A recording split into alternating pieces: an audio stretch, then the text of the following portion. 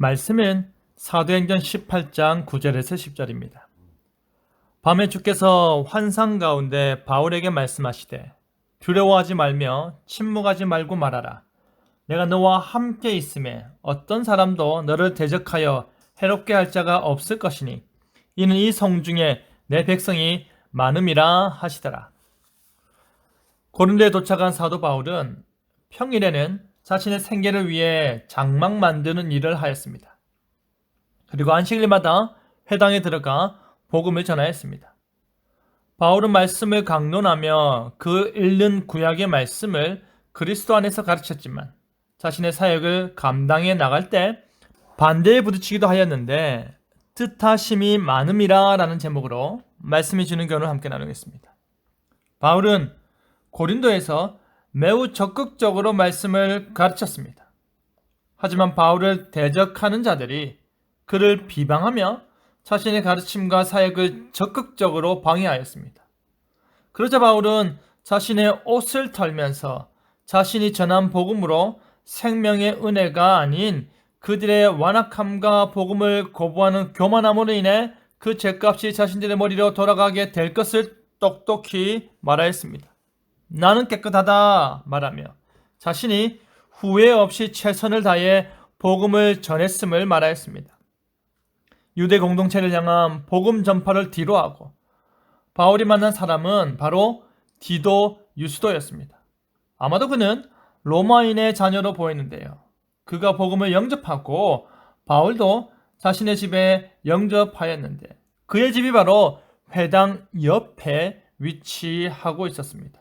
유스도의 집은 앞으로 진행될 고린도에서의 바울 사역의 핵심 장소가 되었고 고린도 교회가 처음으로 회집하는 장소가 되었습니다. 이제 바울은 유대인이 아니라 이방인에게 복음을 보다 적극적으로 전하였습니다. 그것이 그에게 새로운 사역을 할 수 있는 힘이 되었습니다. 고린도 지역에 있는 자신의 동포들에게 먼저 회당 중심으로 복음을 전하였지만 그들의 적대적인 행동에 옷을 털고 이방인들에게 유스도의 집 중심으로 복음을 기쁨으로 전하였습니다. 그러던 와중에 놀라운 일이 일어납니다. 그것은 바로 회당장 그리스보가 그리스도를 믿게 되는 사건입니다.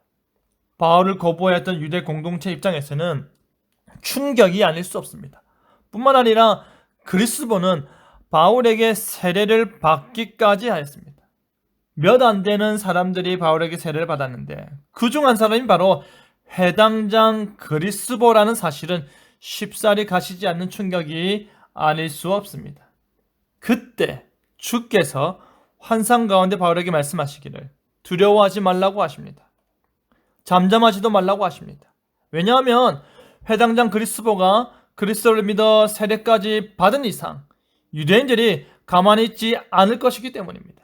그들은 더더욱 거세게 바울을 몰아붙이고자 했을 것이기 때문에 처음 고린도 지역에 도착했을 때부터 두려움에 휩싸였던 바울은 그곳을 떠나고자 하는 마음이 금방 생겨났을 것입니다. 그런 그에게 두려워하지 말라 권면하시는 것입니다.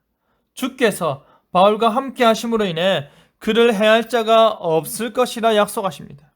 주께서 바울과 함께 하사 그를 지키시고 보호하여 주실 것이며 그가 전하는 복음을 더욱더 담대히 전할 수 있도록 담력을 더하여 주셨습니다.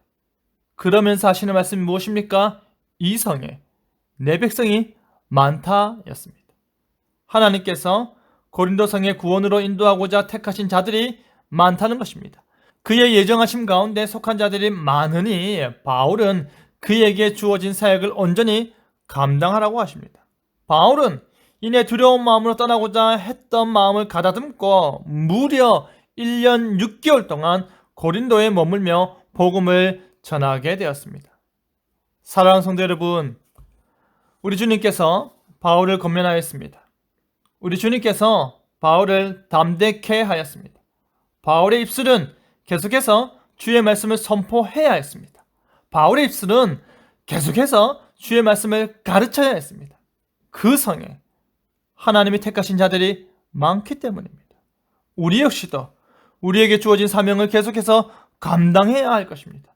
우리 역시도 우리 삶에 주어진 하나님의 거룩하신 뜻을 즐거이 순종해야 할 것입니다. 하나님의 뜻하신 바가 많기 때문입니다. 그리하여 뜻하신 바가 많음을 기억하며 담대히 주가 가리키는 길로 나아가는 저와 여러분 되기를 간절히 바랍니다. 아멘.